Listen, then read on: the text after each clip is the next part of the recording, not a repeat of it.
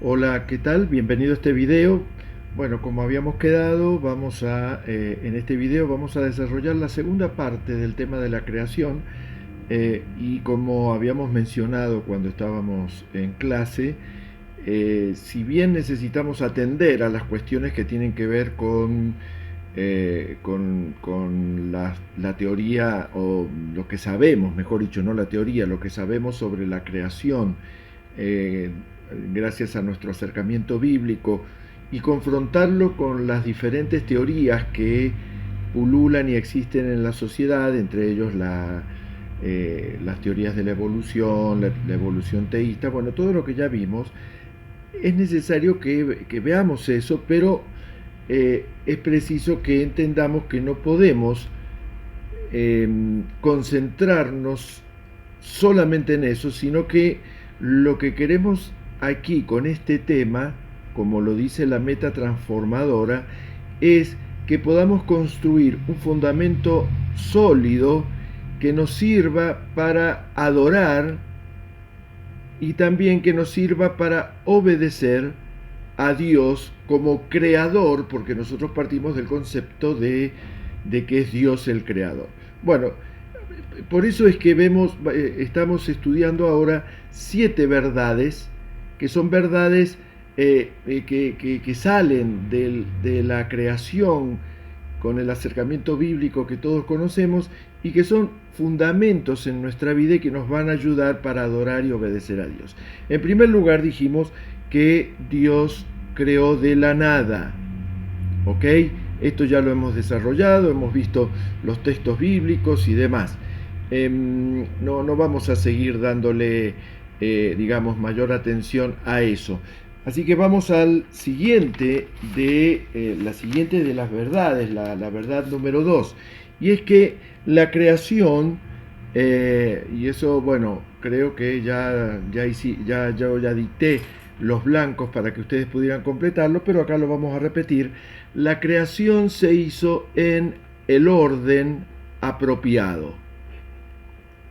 Esto es muy interesante cuando vemos el orden apropiado, cuando vemos lo que dice Génesis 1, 3, 26.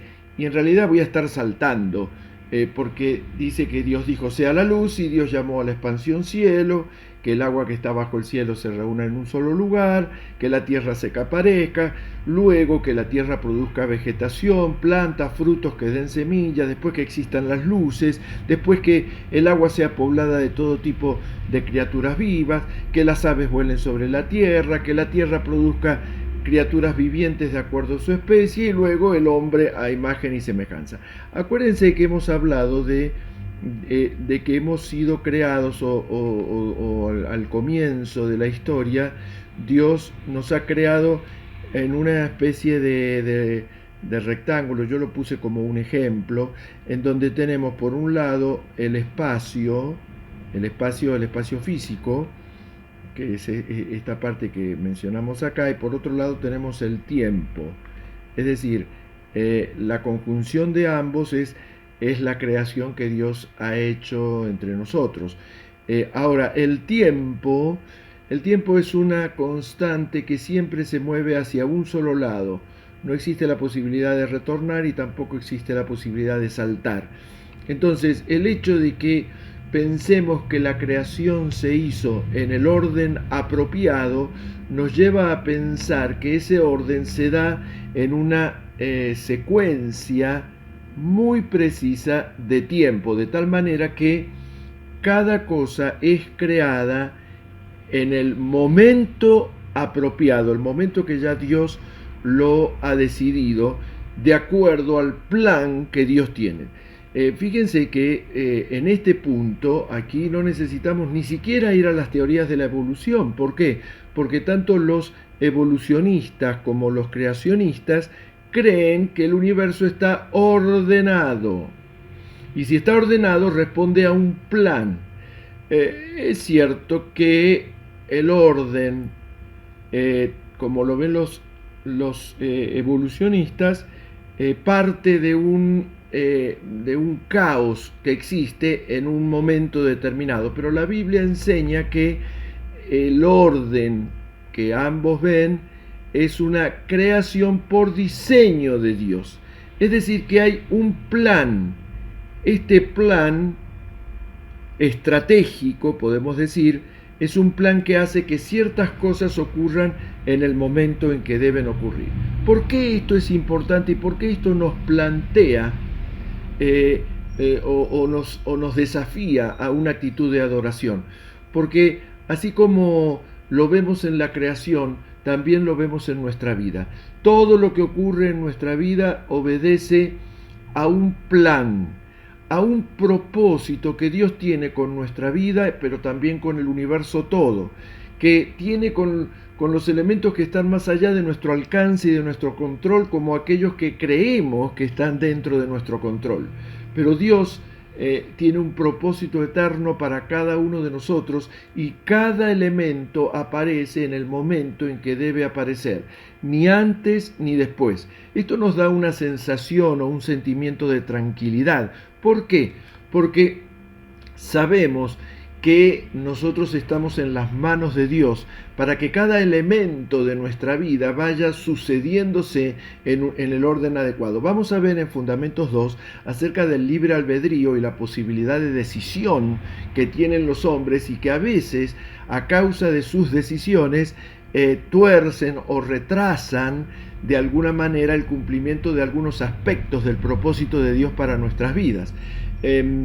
La Biblia menciona que a veces lo que las personas entienden que Dios no se preocupa de las personas o del ser humano o del mundo, en realidad se debe a, dice la Biblia, dice el apóstol Pablo, a un retraso en los planes de Dios, porque nosotros hemos sido los que hemos provocado ese retraso, pero a su debido tiempo Dios va a cumplir su plan en nosotros. Entonces, esto, el hecho de saber que la creación fue hecha con este orden apropiado, debe animarnos a alabar a Dios, porque lo mismo que ocurre en la creación ocurre en nuestra vida. ¿Estás teniendo problemas? Es probable que quizás Dios está retrasando algo de las respuestas que le estás pidiendo porque está esperando antes algún tipo de reacción o de pensamiento o de decisión de tu parte.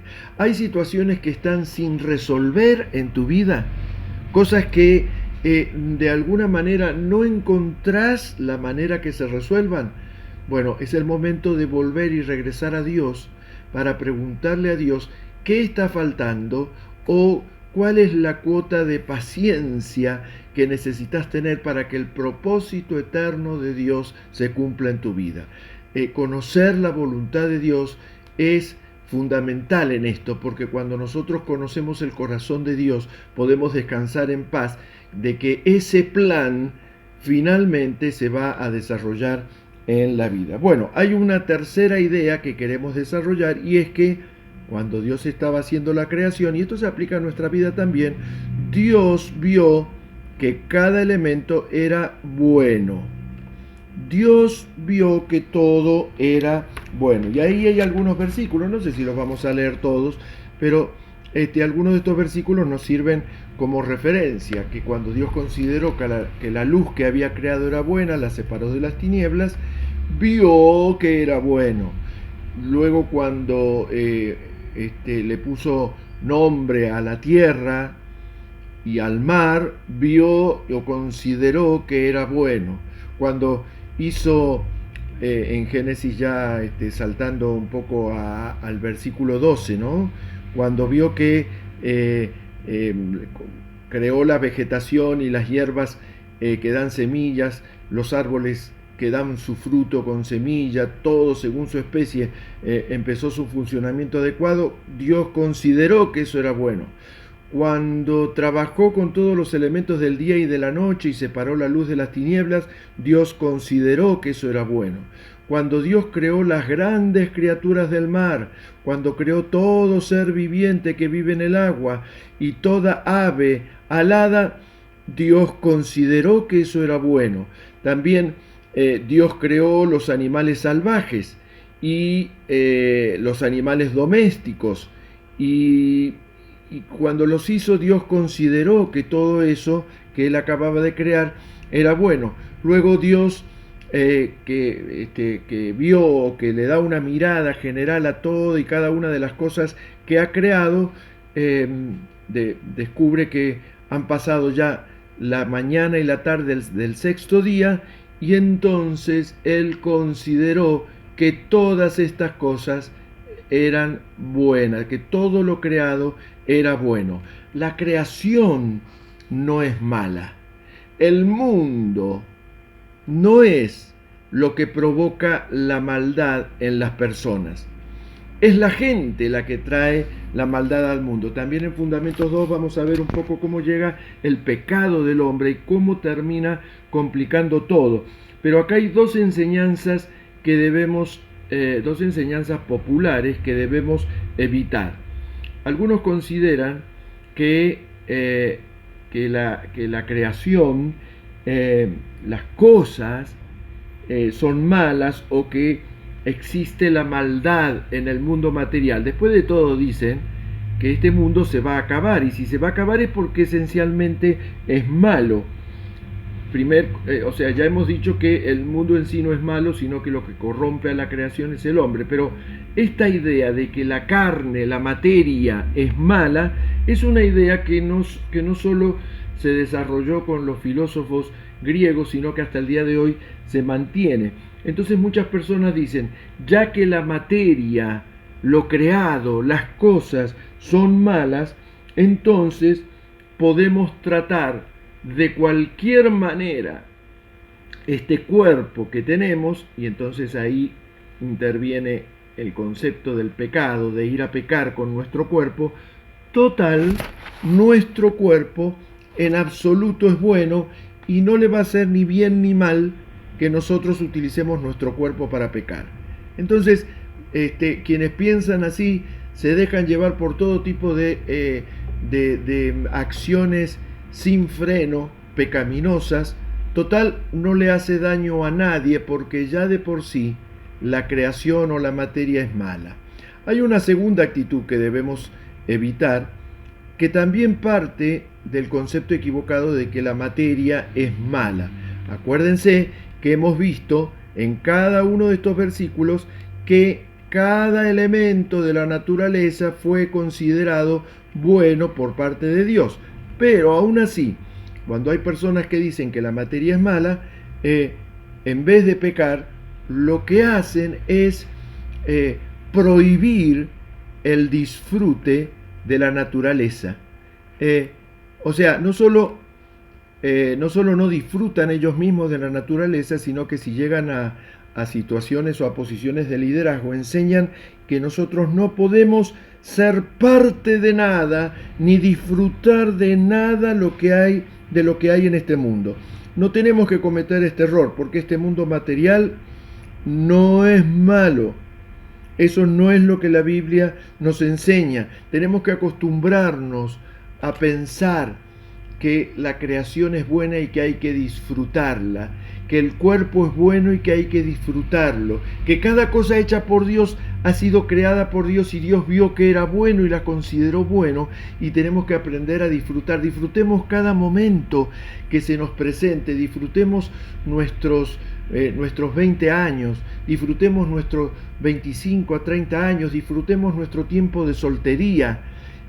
No importa la edad que tengamos, disfrutemos nuestro tiempo de casamiento o de vivir en pareja, disfrutemos nuestros hijos, disfrutemos nuestros padres, nuestros hermanos, disfrutemos nuestros años maduros, disfrutemos nuestra ancianidad, disfrutemos la naturaleza que nos rodea, disfrutemos los parques, disfrutemos los lugares al aire libre, disfrutemos las cosas que son creación de Dios a través de la inteligencia humana, disfrutemos los autos y oremos a Dios cuando nos compramos un auto pidiéndole su bendición para el auto. Disfrutemos las casas, disfrutemos los televisores, la tecnología, no nos hagamos esclavos de nada de eso, pero disfrutémosla y no consideremos nunca que se trata de materia mala, porque Dios vio que era bueno. Bueno, vamos al siguiente. Y este es un tema muy interesante que aquí lo desarrollamos muy cortito. y es que el hombre, o sea, estamos hablando de cada uno de los elementos de la creación. Cuando el hombre fue creado, la Biblia dice que el hombre terminó siendo corona de la creación. Corona de la creación. Lo más importante que Dios hizo fue la creación del hombre. Esto es lo que se llama antropología bíblica o antropología cristiana. De hecho, esta semana, mis alumnos de teología han comenzado un curso completo que, bueno, como yo les digo, dura 2 meses, de antropología bíblica. ¿Cómo fue creado el hombre? ¿Por qué fue creado? ¿Con qué fue creado? ¿Cómo fue creada la mujer? ¿Cuál es la importancia relativa de uno y de otro? ¿Qué lugar ocupa cada uno en el mundo que ha sido creado? ¿Cómo el hombre puede defender los derechos pisoteados del hombre y cómo la mujer puede defender los derechos pisoteados de la mujer y viceversa, cómo hombre y mujer pueden defender los derechos pisoteados de cada uno, la importancia de los niños, la importancia de las personas enfermas, bueno, etc. Todo eso es antropología bíblica. Para poder entender esto, vamos a algo de perspectiva. En primer lugar dice Génesis capítulo 2, versículo 27, que el Señor formó al hombre del polvo de la tierra y sopló en su nariz hálito de vida y el hombre se convirtió en un ser viviente. Y después Génesis capítulo 2, 21 dice que Dios hizo que el hombre cayera en un sueño profundo y mientras dormía le sacó una costilla, le cerró la herida y de la costilla que le quitó al hombre, Dios hizo una mujer y se la presentó al hombre. Esto nos lleva a pensar que cuando Dios creó al hombre, Él tomó algo de la tierra y lo hizo. De la tierra ha sido creado el hombre. Ahora, ¿por qué esto es así? Esto nos lleva a pensar en 2 o 3 elementos. A ver, el primero de los elementos, el hombre fue creado del polvo para enseñarnos, para recordarnos que tenemos una conexión estrecha con todo lo creado. Estamos conectados con este mundo, estamos conectados con esta creación. De hecho, Dios nos ha puesto como los preservadores de esta conexión. Hace un rato charlaba con Julia y con una de mis hijas acerca de la necesidad de ser los defensores primarios de la creación, de no permitir que los avances tecnológicos terminen dañando a la conexión, y que hayamos sido creados del polvo nos habla de esta responsabilidad que tenemos. En segundo lugar, tenemos que, el hecho de pensar en que hayamos sido creados como lo dice la Biblia y que seamos la corona de la creación, tenemos que, nos sirve para reconocer humildemente que somos creados por Dios. Es cierto, somos la corona de la creación, pero a ver, somos la corona de la creación. Nosotros no somos los dueños del mundo, nosotros no somos los todopoderosos, no podemos tomar decisiones por nosotros, por otros y por la creación de una manera irracional. Tenemos que ser humildes para reconocer que hay alguien que nos ha creado y que ese es Dios. Y en tercer lugar, el hecho de que hayamos sido creados ambos, hombre y mujer, por el mismo Dios, nos habla acerca de la conexión que hay ahora entre el hombre y entre la mujer. Hay una conexión que es real y que está presente. Al principio, el primer punto, hablábamos de la conexión de nosotros como hombres con la creación, pero acá estamos hablando de la conexión del hombre y la mujer. En el segundo punto hablábamos de la conexión de nosotros como hombres con Dios. Estos 3 elementos de conexión son importantes que lo tengamos en vista. hemos sido creados a imagen de Dios. Y eso es una verdad sumamente, o sea, que nos pone en una situación de mucha humildad. Eh, Ahora, ¿cómo hemos sido creados a imagen de Dios? Es la siguiente pregunta. ¿Qué elementos forman parte de esa creación o de esa, mejor dicho, de esa imagen? En primer lugar, nuestra personalidad. La personalidad, mente, voluntad y emociones forman parte de esa imagen de Dios. Es decir, lo que nosotros somos es lo que Dios es. Dios piensa, nosotros pensamos. Dios siente, Dios tiene sentimientos, nosotros también tenemos sentimientos. Dios toma decisiones, nosotros también decidimos. Los animales no piensan, ni sienten, ni toman decisiones como lo hacen los seres humanos. Por eso nosotros tenemos que entender que nos ha sido concedido por derecho de creación el ser iguales a Dios, lo cual, al pensar en Jesucristo, que inclusive al ser igual que Dios no se aferró de eso, sino que se humilló a sí mismo en servicio a los demás, debiera ser un ejemplo para nosotros.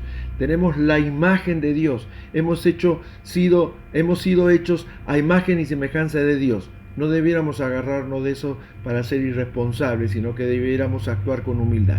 Y en segundo lugar, esto puede llamar la atención de algunos, nuestra sexualidad es parte, sexualidad es parte de creo que se entiende, es parte de la creación. Hemos sido creados como varón y hembra. Génesis 1:27 dice: Dios creó al hombre a su imagen, a imagen de Dios lo creó, varón y hembra lo creó. Aquí no dice que alguno fue creado con más valor que el otro. Aquí simplemente establece una secuencia temporal. En el tiempo primero fue creado uno y después fue creado el otro. Aquí de lo que se trata es de establecer el valor que ambos tienen delante de Dios, ya que toda la raza humana fue creada a imagen de Dios. Ambos, tanto el hombre como la mujer, tenemos igual valor. Hombre y mujer tenemos igualdad de valor. Igualdad de valor. Y bueno, ahí dice ambos, ese es un error. Aquí debería decir cada raza tiene igual valor. Dice Hechos 17, de un solo hombre hizo todas las naciones que habitaran toda la tierra y determinó los periodos de su historia, las fronteras de su territorio. Esto hizo Dios para que todos lo busquen y aunque sea a tientas lo encuentren. En verdad Él no está lejos de ninguno de nosotros. Puesto que en Él vivimos, nos movemos y existimos, y como algunos poetas griegos han dicho, de Él somos descendientes. Bueno, en tercer lugar, nuestra moralidad es parte de la imagen y semejanza. La moralidad. Hemos sido creados como seres morales, que tienen una conciencia moral, que tienen la capacidad de distinguir lo bueno de lo malo y tomar, como decíamos recién, respecto de la personalidad, tienen la capacidad de decidir hacer lo bueno, aunque también tienen el potencial de equivocarse y hacer las cosas malas. Nuevamente, los animalitos no han sido creados con moralidad. Es cierto que tienen rasgos o hacen cosas que nosotros tratamos de interpretar como si fueran morales. Cuando se roban una comida o algo así, nosotros llegamos, parece como que tuvieran un sentimiento de culpa, y es muy difícil explicarlo de otra manera que no sea con los elementos humanos que nosotros tenemos. Pero hay algo que ocurrió con Adán y Eva y que no ocurre con los animales. Génesis 3:7 dice que cuando Adán y Eva pecaron, se le abrieron los ojos, tomaron conciencia de su desnudez y entonces para cubrirse entretejieron hojas de higuera. Hechos 24 en el Nuevo Testamento dice que procuro conservar limpia mi conciencia delante de Dios y los hombres. ¿Cómo se hace eso? Tomando la decisión de hacer las cosas buenas. Es decir, nuestra naturaleza moral incluye la libertad de elección, pero también la responsabilidad por la decisión que acabamos de tomar. Es decir, somos responsables de las cosas buenas o malas que decidamos hacer. Otra cosa importante, nuestra espiritualidad es parte de la creación del ser humano. Espiritualidad, chiquitito el lugar para escribir. Hemos sido creados con la capacidad de relacionarnos con Dios, y como dice ahí Romanos 5:11, no solo esto, sino que también nos regocijamos en Dios por nuestro Señor Jesucristo, pues gracias a Él hemos recibido la reconciliación. La relación con Dios nos lleva a darnos cuenta que no somos individuos para vivir solos. O nos relacionamos con Dios, nos relacionamos con otros seres humanos a través de la relación más íntima que es hombre-mujer, pero también a través de la relación de compañerismo, de amistad y de hermandad que representa una iglesia. Nos relacionamos con la creación de la cual hemos sido formados o tomados, y también nos relacionamos con Dios a través de nuestro espíritu. Así que esta semana haríamos bien en enfocarnos en el hecho de haber sido creado a imagen de Dios y de tener todas estas características creativas que nos permiten ser lo que se llama la corona de la creación. Bueno, un elemento más, y ya nos estamos acercando al final. Dios terminó el trabajo que había empezado. Génesis 2:1 dice: así quedaron terminados los cielos y la tierra y todo lo que hay. Y Hebreos 4:3 en el Antiguo Testamento dice: su trabajo quedó terminado. Como dice ahí, el universo no es una sinfonía inconclusa. Todo lo que Dios comenzó a hacer fue progresando hasta que fue terminado. Y es cierto que hay cosas que parecen que no se hubieran terminado, que están en proceso de desarrollarse, pero no es otra cosa que simplemente la existencia del pecado a causa de las decisiones equivocadas de los hombres, la que termina afectando a las personas. Esto hace una diferencia en la forma de ver al mundo y en la forma de vernos a nosotros mismos. Una obra puede necesitar ser terminada, o bien puede necesitar ser restaurada. Muchas veces nuestra vida necesita restauración. No es que Dios nos dejó y que al azar hemos ido avanzando y entonces es necesario que Dios vuelva a tomarnos para terminar la creación que comenzó en nosotros. Hemos sido terminados, hemos sido completados. Como una vez yo les mencioné en clase, al hablar de generación, hemos sido generados. Esto habla de la generación de Dios. Hemos sido generados como hombre y mujer, pero a causa del pecado se ha producido la degeneración.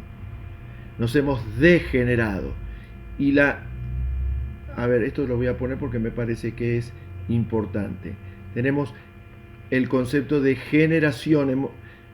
A causa de la decisión de Dios hemos sido generados, pero a causa del pecado del hombre por las decisiones equivocadas sobrevino la degeneración de la raza humana, y entonces necesitamos la regeneración regeneración que trae Jesucristo. Somos regenerados en Jesucristo, no vueltos a construir, no terminados de construir, por decirlo así, o de crear. Somos corregidos porque se ataca al pecado y no lo que somos. Decimos frecuentemente que Dios ama al pecador aunque odia el pecado, y es así. Dios no va a hacer con el pecador lo mismo que hace con el pecado. Muy bien, vamos a el penúltimo de los elementos, y es que, y este es muy lindo de considerar, es que Dios descansó. Dios descansó en el séptimo día. Al llegar el séptimo día, dice Génesis 2:23, Dios descansó porque había terminado la obra.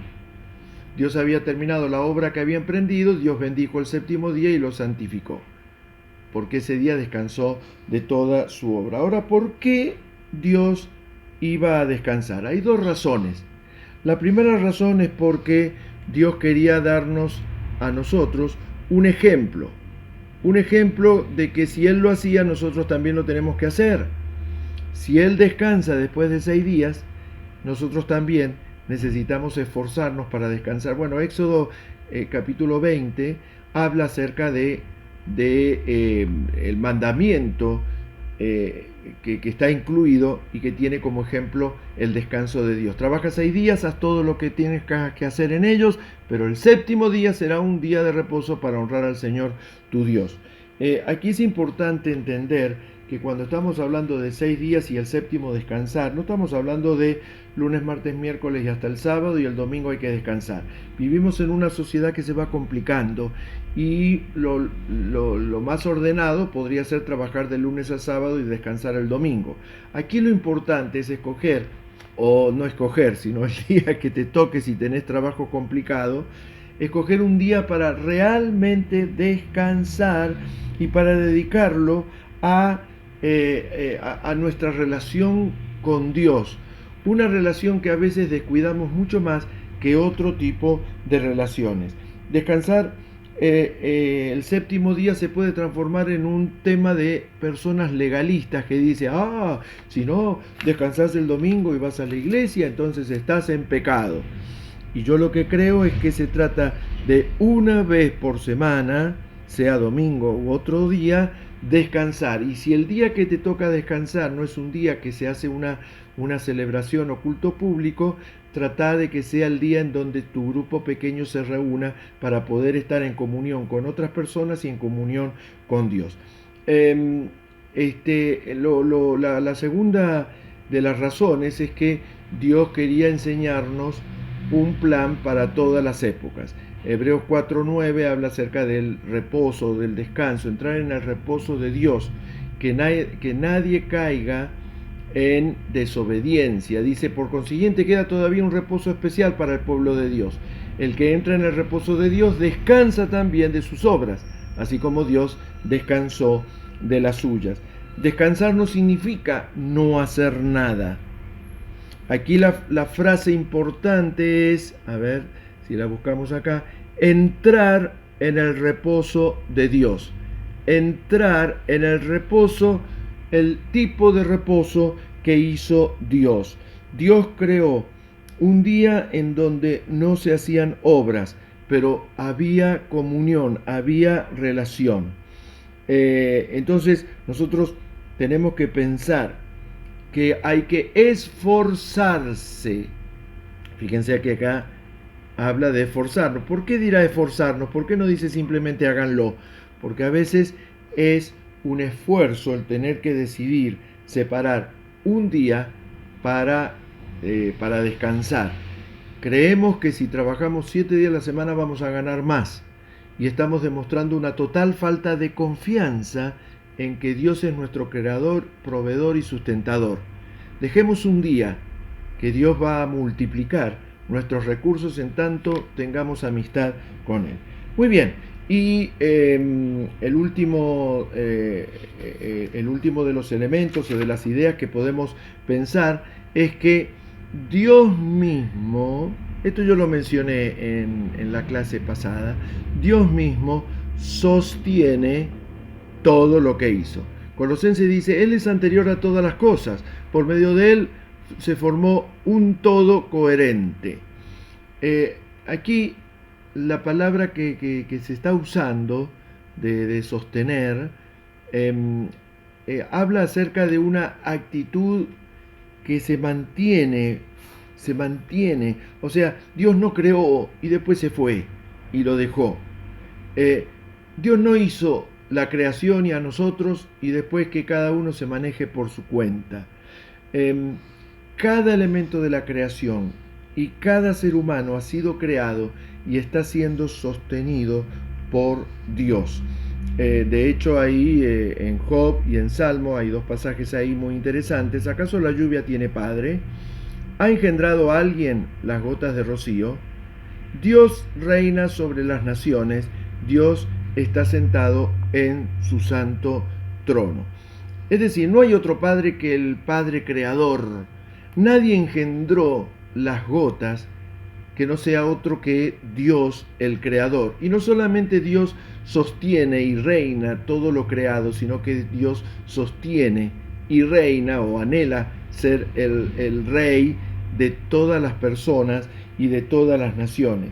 Lo que les había dicho en la clase pasada es que Dios es el pegamento que sostiene este universo unido, como ese globo terráqueo, ese mapa mundi que viene para armar y que a veces nosotros con nuestras manos lo sostenemos, pero cuando quitamos nuestras manos el juguetito se hace pedazos. Dios es el que nos sostiene. ¿Qué nos debería hacer pensar esto? No importa el momento alegre que estés pasando o el momento que estés sintiendo, Dios te sostiene.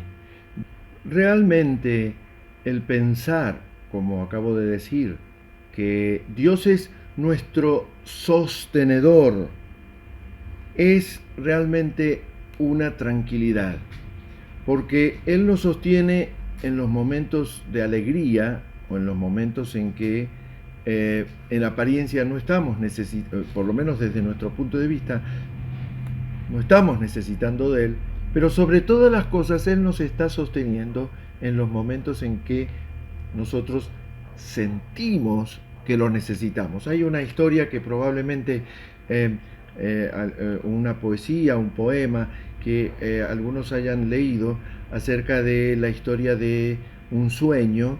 En ese sueño, la persona que soñó vio que habían pisadas en la arena y habían dos pares de pisada, como de dos personas que iban caminando juntas. Y entonces en una parte de la arena una de las pisadas deja de aparecer y solamente se ve una línea de pisadas. Cuando se despierta, esta persona se pone a hablar con Jesús, con Dios, y le dice, Señor, en el sueño yo vi que tú me estabas acompañando y parecía que íbamos caminando juntos y yo estaba tan contento, pero en un momento determinado en la arena solamente se vio una marca de pisadas y puedo comprobar que en ese momento es el momento en que yo estaba sufriendo. Cuando estaban los dos pares de pisadas, en el sueño yo veía que estaba bien y no necesitaba nada y tú estabas conmigo, pero cuando vi una sola marca, fueron los momentos en que yo estaba triste y tanto te necesitaba y tú no estabas al lado mío. Y entonces Dios le contesta, no, hijo, cuando ves una sola marca de pisadas en la arena, es que estabas tan mal y me necesitabas tanto que yo te tomé en los brazos y te llevé durante todo ese trayecto. Bueno, yo creo que este poema, lo deben haber leído, es muy conocido, es un poema que nos hace pensar en que Dios nos sostiene tanto cuando estamos bien como cuando estamos mal. Y esta semana realmente podemos hacer el esfuerzo, esta semana que pase después de la entrega de los certificados o los diplomas, para alabar a Dios y darle gracias porque Él nos da la fuerza, una fuerza que nos sostiene cada día. Y aquí hay 3 sugerencias de cómo alabar a Dios como tu creador, viendo la creación como una expresión de su amor. arrodillándonos humildemente ante Él y alabándolo por este día. Bueno, muy bien. Y también dándole gracias por habernos creado. Bueno, aquí terminamos entonces con el tema de la creación y por supuesto con Fundamentos 1. Espero que realmente Fundamentos 1 haya sido, aunque fue un poquito rápido llevado adelante, que haya producido en vos el mismo impacto que en tantas personas que año a año participan de este discipulado. Que el Señor te bendiga.